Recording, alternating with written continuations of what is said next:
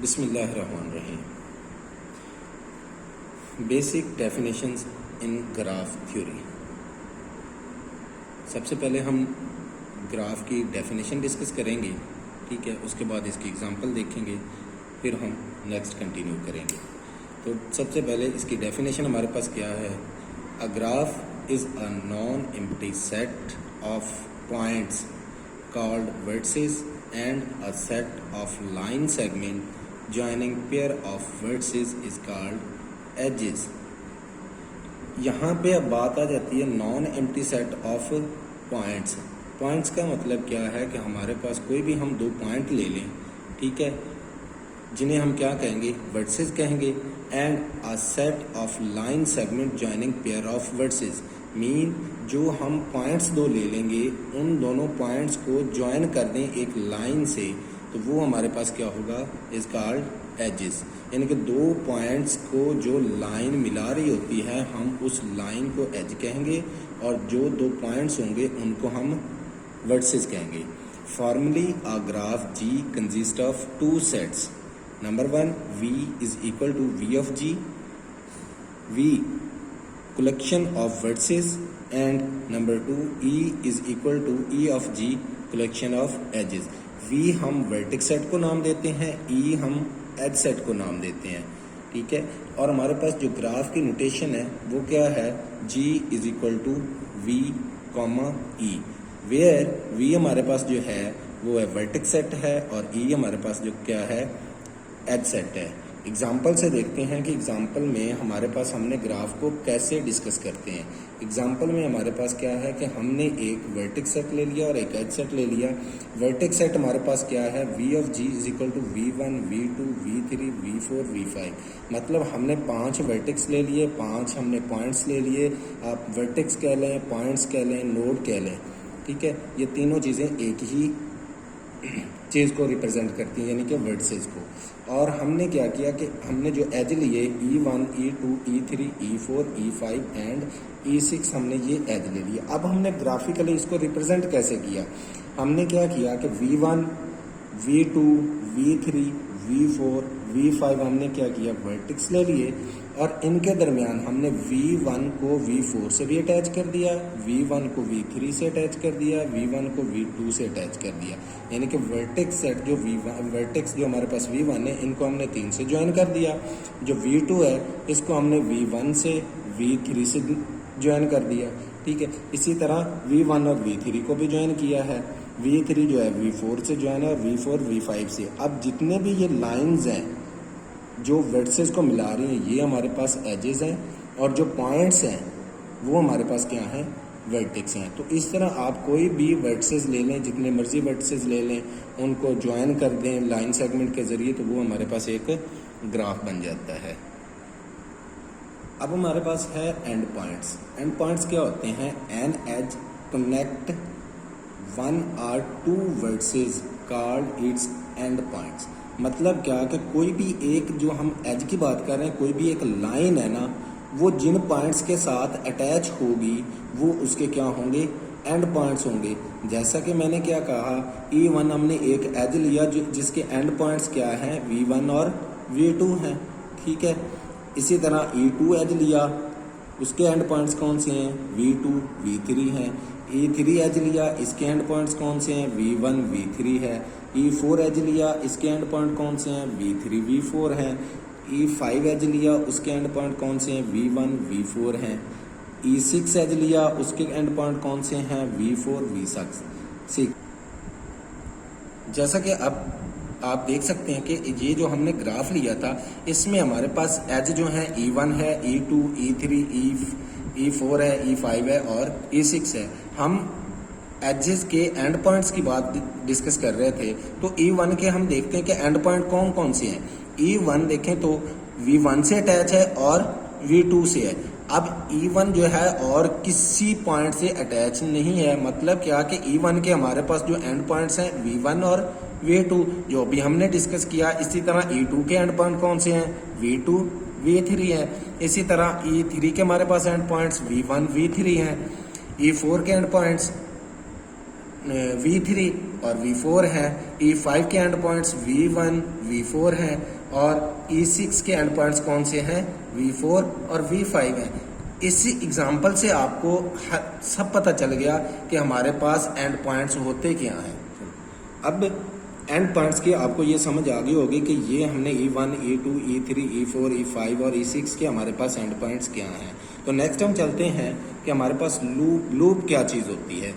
Loop basically हमारे पास an edge with just one end points is called a loop. मतलब क्या कि अगर किसी एज का एक ही एंड पॉइंट हो, यानी जहां से वो स्टार्ट हो रहा है, जिस वर्टेक्स से स्टार्ट हो रहा है उसका एंड पॉइंट ही वही है, वो किसी और वर्टेक्स पे जाता ही नहीं।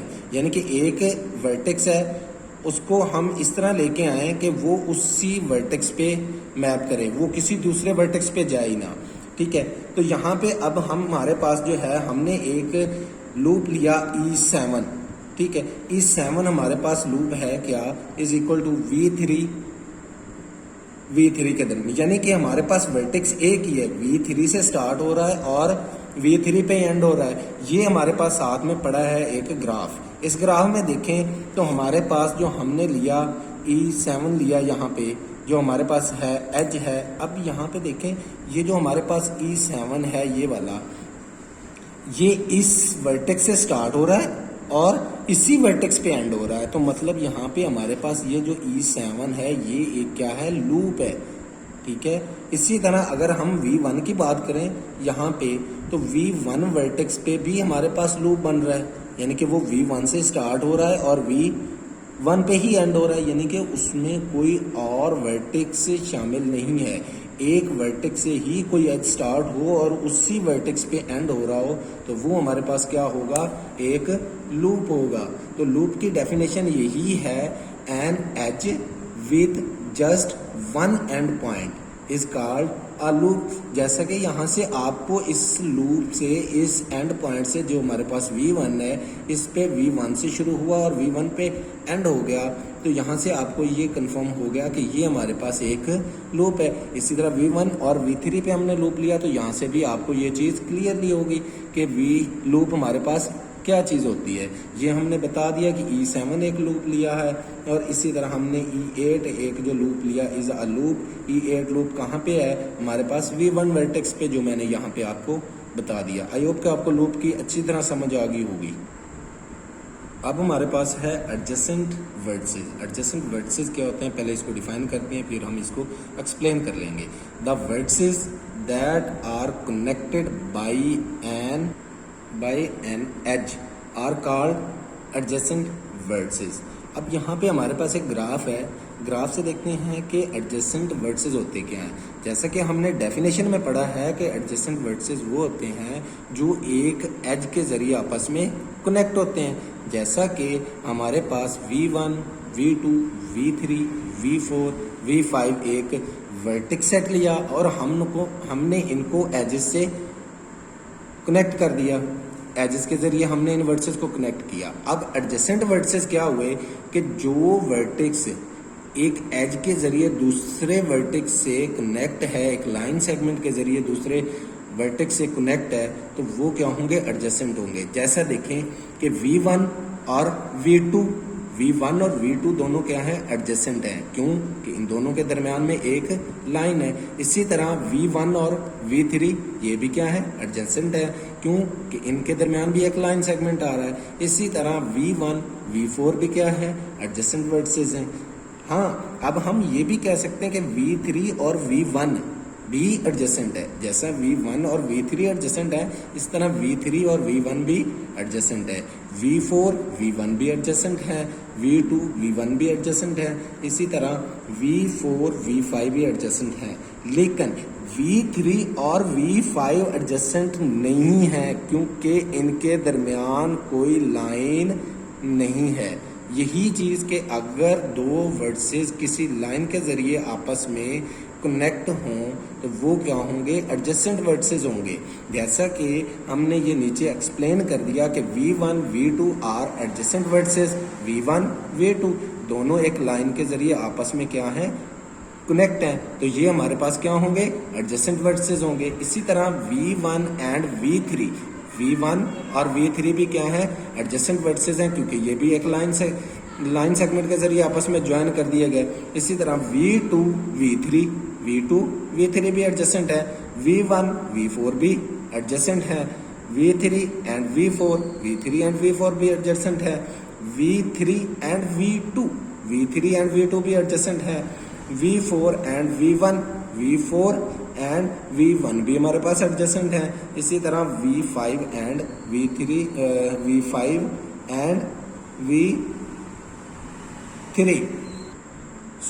V4 एंड V5 भी हमारे पास क्या एडजेसेंट वर्टिसेस हैं, जैसा कि यहाँ पे आप ग्राफ में देख सकते हैं कि V4 और V5 भी हमारे पास एडजेसेंट वर्टिसेस हैं, क्योंकि ये एक लाइन सेगमेंट के से हमने ज्वाइन कर दिया। अब आप यहाँ पे ये भी कह सकते हैं कि आपने V3 एंड V5 नहीं लिखा।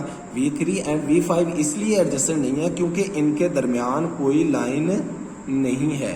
दो वर्टिसेस के दरमियान अगर कोई लाइन सेगमेंट है जो उन वर्टिसेस को मिला रही है, तो फिर वो वर्टिसेस एडजेसेंट होंगे, अदरवाइज वो एडजेसेंट नहीं होंगे। ठीक है, आई होप कि आपको ये एडजेसेंट वर्टिसेस की इस डायग्राम से, इस ग्राफ से और ये जो मैंने नीचे एक्सप्लेन कर दिया, इससे एडजेसेंट वर्टिसेस आपको क्लियर हो गए होंगे। ठीक है, अब हमारे पास है आइसोलेटेड वर्टिसेस। पहले हमने डिस्कस किया एडजेसेंट वर्टिसेस, अब हमारे पास है आइसोलेटेड वर्टिसेस। क्या उनसे होते हैं, डिफाइन करते हैं, a vertices on which no edge is connected is called isolated vertex. यहाँ पे देखें, अब उसने ये कहा कि a vertex on which no edge, और एडजेसेंट वर्टिसेस में उसने क्या कहा था कि उन वर्टिसेस के दरमियान कोई ना कोई एज होना चाहिए, वो किसी एज के जरिए कनेक्ट होने चाहिए। यहाँ पे वो ये कह रहा है a vertices on which no edge, यानी कि दो वर्टेक्स लें तो उनके दरमियान कोई एज ना हो, यानी कि वो किसी एज के जरिए कनेक्टेड वर्टेक्स ना हो, तो फिर वो क्या होंगे, इज कॉल्ड आइसोलेटेड वर्टेक्सेस। अब यहाँ पे हम एग्जांपल से देखते हैं कि हमने वही जो हमने एडजेसेंट वर्टिसेस में एग्जांपल डिस्कस की वही एग्जांपल है। ठीक है, लेकिन यहाँ पे हमने क्या किया कि दो वर्टेक्स एक्स्ट्रा ले लिए, V6 और V7। ये तो वही ग्राफ है जो हमने एडजेसेंट वर्टिसेस में डिस्कस किया है, लेकिन यहाँ पे मैंने क्या किया कि दो वर्टिसेस एक्स्ट्रा ऐड कर दिया, V6 एंड V7। अब यहाँ पे देखें कि इसने कहा था कि अगर वर्टिसेस के दरमियान कोई एज ना हो तो वो होंगे आइसोलेटेड वर्टिसेस। अब V1, V2, V3, V4, V5 ये सारे इनके दरमियान कोई ना कोई वर्टेक्स है, तो ये आइसोलेटेड नहीं है। लेकिन यहाँ पे V6, V7 इनके दरमियान कोई वर्टेक्स नहीं, सॉरी मैंने ये कहा कि इनके दरमियान वर्टेक्स नहीं, सॉरी यहाँ पे वर्टेक्स नहीं, इन वर्टिसेस के दरमियान कोई एज नहीं, कि यानी कि ये वर्टिसेस किसी एज के जरिए किसी दूसरे वर्टेक्स से कनेक्ट नहीं है। मतलब क्या कि इनके दरमियान कोई एज है ही नहीं, ये सिर्फ हमारे पास क्या है, वर्टिसेस पड़े हैं, इनके दरमियान कोई एज नहीं, तो हमारे पास ये V6 और V7 क्या होंगे, आइसोलेटेड वर्टिसेस होंगे, बाकी सारे।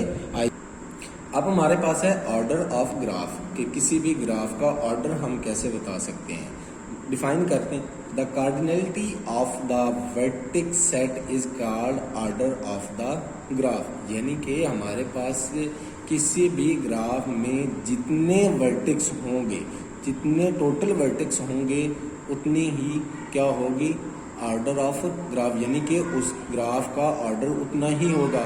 जैसा कि हमारे पास ये एक एग्जांपल है, इस एग्जांपल में हमारे पास कितने वर्टेक्स हैं, V1, V2, V3, V4, V5, V6, V7, मतलब हमारे पास इसमें टोटल वर्टेक्स कितने हैं, 7 वर्टेक्स हैं। तो इस ग्राफ का ऑर्डर क्या होगा, 7, यानी कि किसी भी ग्राफ में जितने टोटल वर्टिसेस होते हैं, जितने नंबर ऑफ वर्टिसेस होंगे, उतना ही उस ग्राफ का ऑर्डर होगा। इस ग्राफ का ऑर्डर कितना है, 7 है, क्योंकि इसमें नंबर ऑफ वर्टिसेस कितने हैं, 7 है।